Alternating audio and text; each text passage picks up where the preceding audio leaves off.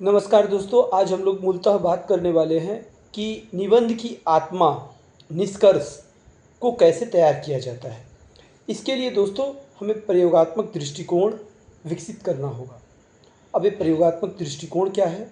तो दोस्तों मैं बता दूं, आपने पूर्व में कोई भी निबंध लिखा है या कोई भी चिंतन धारा ऐसी विकसित की है जिसमें आपने एक अकाट्य निष्कर्ष निबंध का प्रस्तुत किया है, उस चिंतन शैली को आपको सहेज कर रखना होगा, अपनी स्मृतियों में रखना होगा। जैसे कि मैं बता दूं, जब बिहार में शराब बंदी की गई, उसे अवैध घोषित किया गया शराब की खरीद बिक्री की, उस समय दोस्तों इसके पक्ष और विपक्ष में कई तरह की बातें हो रही थी। जैसे कि लोग कह रहे थे कि शराब अगर बिक्री उसका खरीद बिक्री बंद कर दिया जाए तो इससे इसका सीधा प्रभाव पड़ेगा राज्य सरकार के राजस्व पर, क्योंकि जिन्हें शराब पीना है वो तो पिएंगे, कालाबाजारी बढ़ेगी और अन्य राज्य सरकारों के पास वो पैसा चला जाएगा, या कालाबाजारी से सरकार के पास वो पैसा नहीं आएगा और ये सरकार का सीधे सीधे नुकसान है। लेकिन दोस्तों अगर आप बात करें कि भले ही सरकार का इससे नुकसान प्रत्यक्ष रूप से दिख रहा था, लेकिन अप्रत्यक्ष रूप से सरकार का इसमें लाभ भी है। आप विचार कीजिए कि अगर कोई गरीब व्यक्ति जो शराब पीकर बीमार पड़ जा रहा है, वो कहाँ जाएगा? उसी राज्य सरकार के अस्पताल में जाएगा। इस तरीके के धूम्रपान वगैरह से लीवर, किडनी, उसका लंग्स, उसका जो भी शरीर के अंग खराब होंगे, उसकी इलाज के लिए उसी हॉस्पिटल में, अस्पताल में जाएगा और जाकर इलाज कराएगा। तो क्या सरकार को इस तरीके का खर्च जो राजस्व कमा रहा है, क्या उसका एक अच्छा खासा पैसा क्या इन सब कार्यों में बर्बाद नहीं हो रहा है राज्य सरकार का? तो एक तरफ से भले ही आय आ रहा है, परंतु दूसरी तरफ से जा भी तो रहा है। अगर वो व्यक्ति शराब नहीं पीता तो शायद वो जो अस्पताल था वहाँ पर राज्य सरकार को उतना खर्च भी नहीं करना पड़ता। सिर्फ शराब ही नहीं, या जो भी गुटखा, तंबाकू, ड्रग्स चरस तो खैर लीगली नहीं है, लेकिन गुटखा, तंबाकू का जो खुलेआम बिक्री हो रही है, सिगरेट बिक रहा है, भले ही बड़े बड़े उसमें टैग लगा दिया जाए कि यहाँ पर smoking injuries to health, cancer का चित्र वगैरह जो जो भी आप दे दो, लेकिन बिक तो रहा है। भले ही इससे सरकार को राजस्व तो प्राप्त हो जा रहा है, परंतु वही राज्य का व्यक्ति, नागरिक जाके अस्पतालों में भर्ती हो रहा है और उसका इलाज चल रहा है। कई बार उसकी जान भी चल जा रही है, या वो अपाहिज हो जा रहा है, कमाने लायक नहीं रह जा रहा है और उसका पूरा परिवार बर्बाद हो जा रहा है। तो ये कहाँ तक सही है? खर्च तो वहाँ बढ़ा।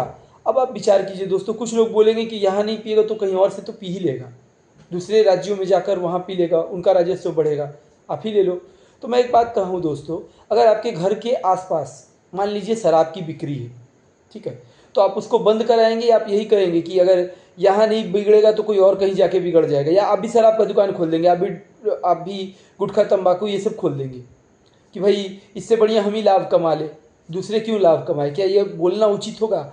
आप अपने बाल बच्चों को, अपने परिवार वालों को एक ऐसे समाज में पालना पोसना चाहेंगे जहाँ पर भांग, गांजा, अफीम, शराब खुलेआम धड़ल्ले से बिक रहा है? आप बताइए।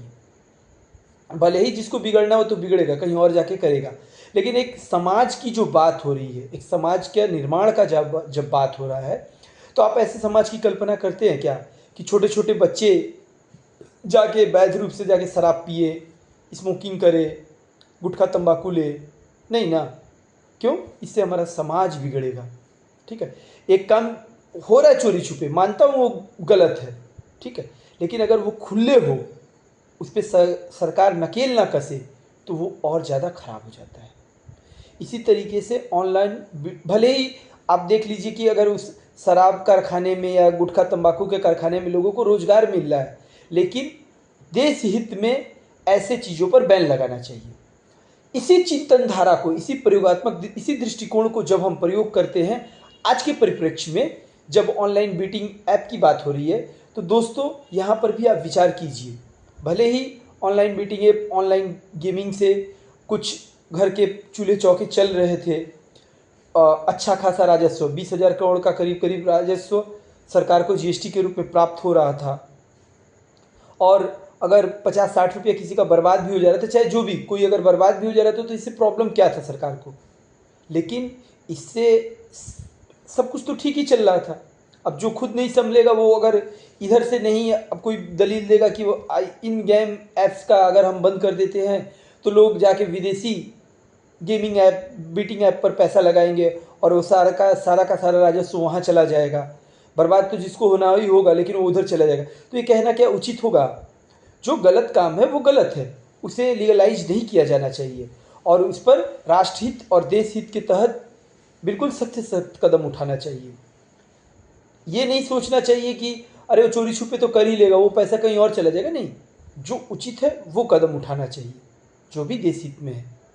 तो इस तरीके से हम अपने चिंतन शैली को विकसित करते हैं और इसके लिए हम लोग रोज़ सुबह 7 बजे क्लासेस में जुड़ते हैं, जहाँ पर हम लोग निबंध के लिए जो चिंतन शैली विकसित करनी है इस पर जोड़ देते हैं। प्रयोगात्मक दृष्टिकोण को कैसे विकसित किया जाए वो हम लोग यहाँ पर चर्चा करते हैं। इसके साथ किसी भी निबंध को लिखने के लिए जितनी ज़रूरी जानकारी होती है हम लोग सब कुछ प्रस्तुत करते हैं। हम लोगों का जो मान्यता है कि ज़्यादा से ज़्यादा लोगों को पहले जानकारी दी जाए, लोगों के समझ को विकसित किया जाए, लोगों के चिंतन को प्रखर किया जाए। यह काम अगर एक बार हो जाएगा तो एक वयस्क के तरीके से लिखना आरंभ कर देंगे। फिर लेखन शैली की बात। चलिए दोस्तों, अब आते हैं कैसे संयमित शब्दों और प्रभावशाली लेखन शैली के द्वारा हम अपने निष्कर्ष को प्रस्तुत करेंगे। तो दोस्तों, इसकी शुरुआत हम ऐसे करते हैं। भले ही सरकार को इससे एक मोटी राजस्व की प्राप्ति हो रही थी, साथ ही ऐसे ऑनलाइन गेमिंग ऐप्स कंपनियों के द्वारा लाखों लोगों को रोजगार मिल रहा था, परंतु देश हित में युवाओं के भविष्य को बचाने के लिए जो सही है वो कदम सरकार को बेबाकी से उठाना चाहिए, बेबाक होकर उठाना चाहिए।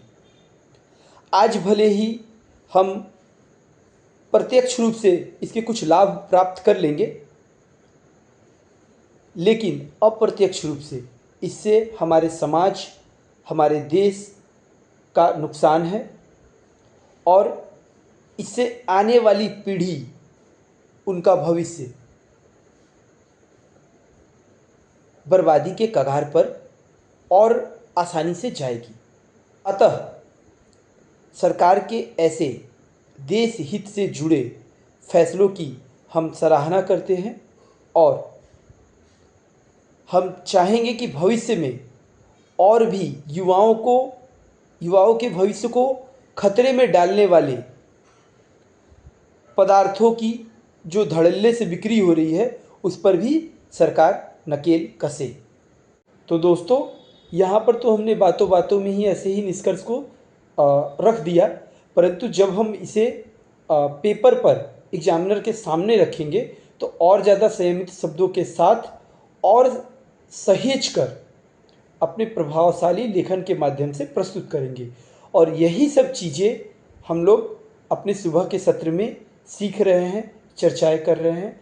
आप भी चाहें तो भाषा शिक्षण के इस चिंतन शैली को प्रखर करने वाले सत्र में जुड़कर अपने निबंध को प्रभावशाली बनाने की कला को सीख सकते हैं। तो दोस्तों, आज की चर्चा को यहीं पे देते हैं विराम। दीजिए इजाज़त। नमस्कार, धन्यवाद।